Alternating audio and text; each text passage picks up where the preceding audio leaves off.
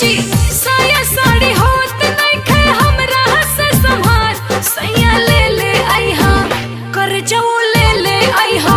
पटना से सूट सलवार सैया ले आइहा जाता रा पटना बाजार सैया ले आइहा।